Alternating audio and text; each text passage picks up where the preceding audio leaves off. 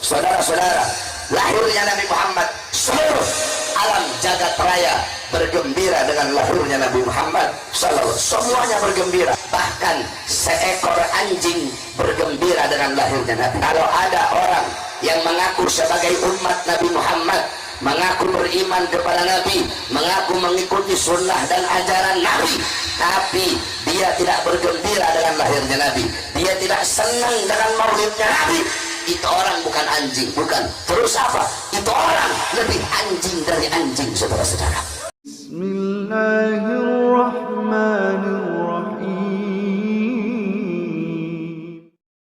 Assalamualaikum warahmatullahi wabarakatuh. Alhamdulillahirabbil alamin. Assalatu wassalamu ala nabiyyina Muhammadin wa ala alihi wa sahbihi ajma'in. Amma ba'du. Teman-teman yang dimuliakan oleh Allah Subhanahu wa taala, di video kali ini saya akan membahas yaitu tentang seputar syubhat perayaan Maulid Nabi sallallahu alaihi wasallam. Jadi, ada syubhat yang diucapkan oleh Habib Bahar yaitu tentang terkait masalah Abu Lahab itu bergembira atas kelahiran Nabi Sallallahu Alaihi Wasallam, lalu kemudian Abu Lahab itu memerdekakan budaknya yang bernama Suwaibah. Jadi Suwaibah ini ya itu mengabarkan kepada Abu Lahab kalau keponakannya itu lahir ke dunia. Lalu Abu Lahab ini gembira atas kelahiran Nabi Sallallahu Alaihi Wasallam dan kemudian memerdekakan Suwaibah. Nah, begitulah ceritanya. Namun ini dijadikan hujah ataupun dijadikan dalil untuk untuk memperingati perayaan Maulid Nabi Shallallahu Alaihi Wasallam. Nah, teman-teman, jadi lebih lengkapnya saya akan tampilkan video tersebut ya. Jangan kemana-mana. Mari kita simak videonya. Bahwasanya Sayyidina Abbas bin Abdul Muthalib pernah bermimpi berjumpa dengan Abu Lahab. Dalam mimpinya Sayyidina Abbas bin Abdul Muthalib bermimpi Abu Lahab sedang disiksa dalam neraka. Akan tetapi setiap hari Senin azab dan siksanya Abu Lahab dihentikan dan Allah gantikan dengan rahmat. Dari jari-jari Abu Lahab itu bisa keluar air sehingga dia bisa minum dari air tersebut. Maka Sayyidina Abbas pun bertanya, wahai Abu Lahab, kenapa setiap hari Senin Allah angkat azab dan siksamu? Dari jari-jarimu bisa keluar air, kenapa hanya di hari Senin, tidak di hari-hari yang lain?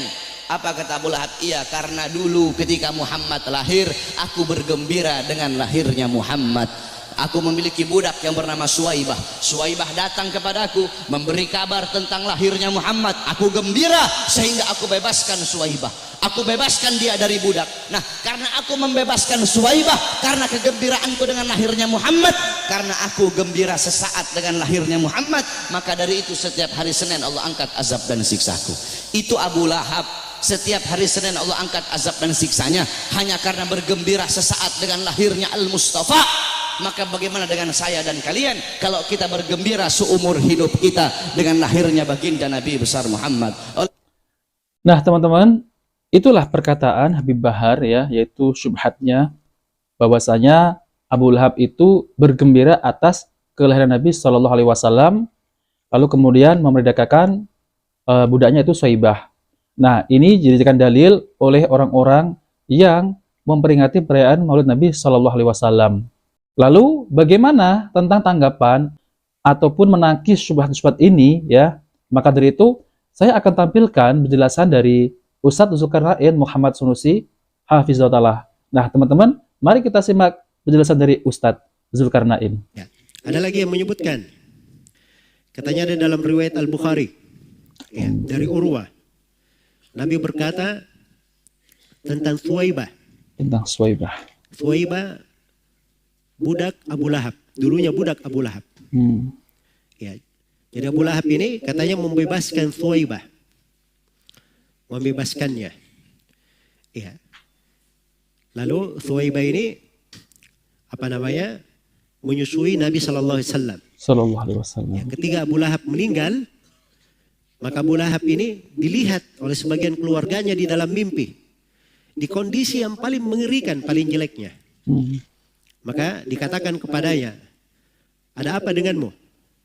Maka Abu Lahab berkata, saya tidak ketemukan setelah kalian, maksudnya dari kebaikan semuanya adab, kecuali saya diberi minum pada ini. Ya, sesuatu sedikit sekali. Ya. Kenapa? Diberi sedikit, walaupun tidak ada artinya tapi diberi sedikit. bi'ataqati Thuwaibah, karena saya telah membebaskan Thuwaibah. Iya. Telah membebaskan Thuwaibah. Datang lagi pada sebagian orang, dia tafsirkan lebih luas lagi pada orang-orang yang mengatakan mendukung Maulid. Katanya datang dalam sebagian riwayat bahwa siksaan diringankan terhadap Abu Lahab setiap hari Senin. Disebabkan karena dia membebaskan Thuwaibah. Tatkala Thuwaibah ini memberi kabar gembira bahwa Nabi itu telah apa? Telah lahir. Iya. Nah, jadi ini ada dua kisah ya, ada kisah dalam Bukhari, ada yang kisah di luar apa? Di luar Bukhari. Di luar Bukhari. Baik, jawaban yang pertama itu dulu. Ya. Oke. Ini andai kata Syah, harusnya ini kan ini luput dari Abu Bakar atau tidak? Yang seperti ini? Iya. Siapa yang paling dekat kepada Nabi? Jelas Abu Bakar, para sahabat. Abu Bakar As-Siddiq. Baik, Urwa Ibnu Zubair, tabi'in. Tidak berjumpa Nabi.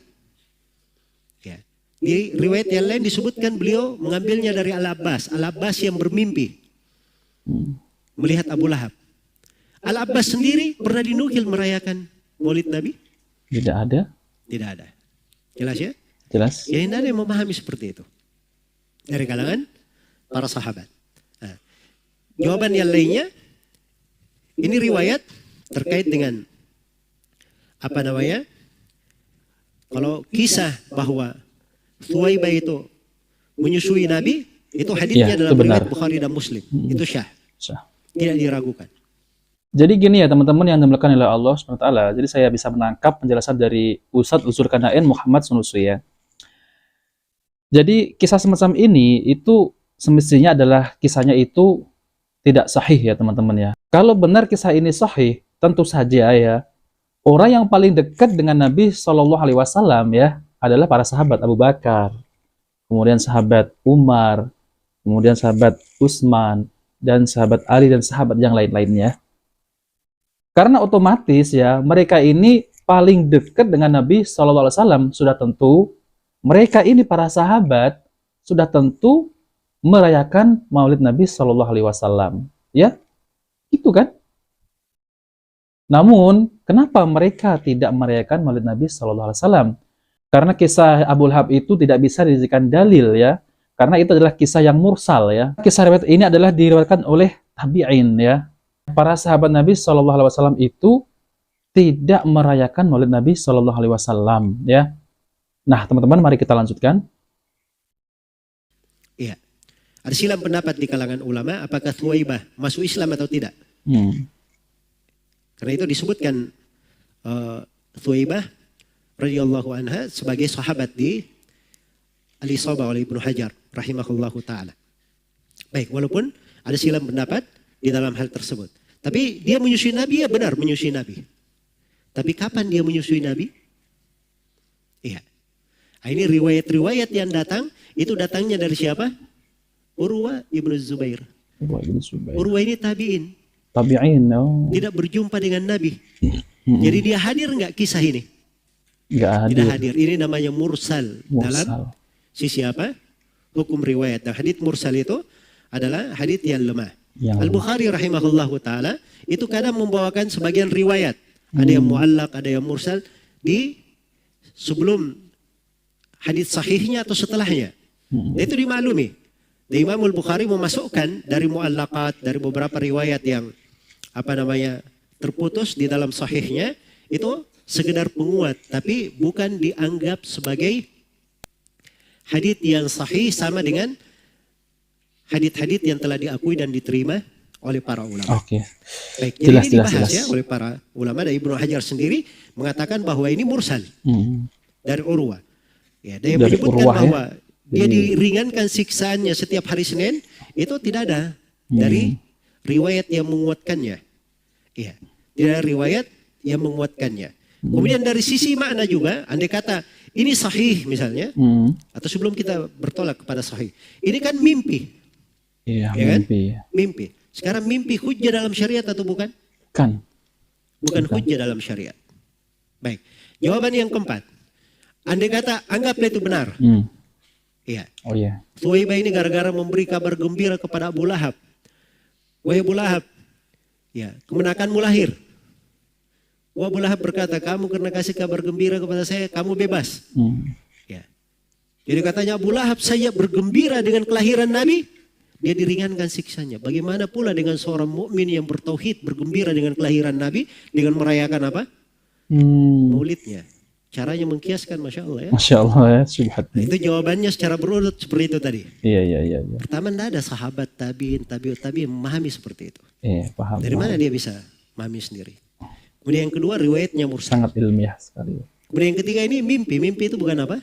Dalil. Hujjah. Kemudian yang keempat, ini menyelisihi zahir Al-Quran. Ya. Karena Al-Quran itu, di dalam Al-Quran orang kafir, amalannya itu bagaimana kalau kafir? Ya, tidak ada apa-apanya. Hancur amalannya. Hancur. Ya. Wa qadimna ila ma amilu min amalin faja'allahu haba'an mansura. Kami hadapi amalan yang mereka kerjakan, lalu kami jadikan amalannya bagikan debu yang berterbangan. Itu menyelisih Al-Quran. Iya. Dan yang terakhir di sini Abu Jahal, sebenarnya banyak jawaban ya. Ya, banyak jawaban di sini oleh para ulama. Tapi saya ringkas. Ya.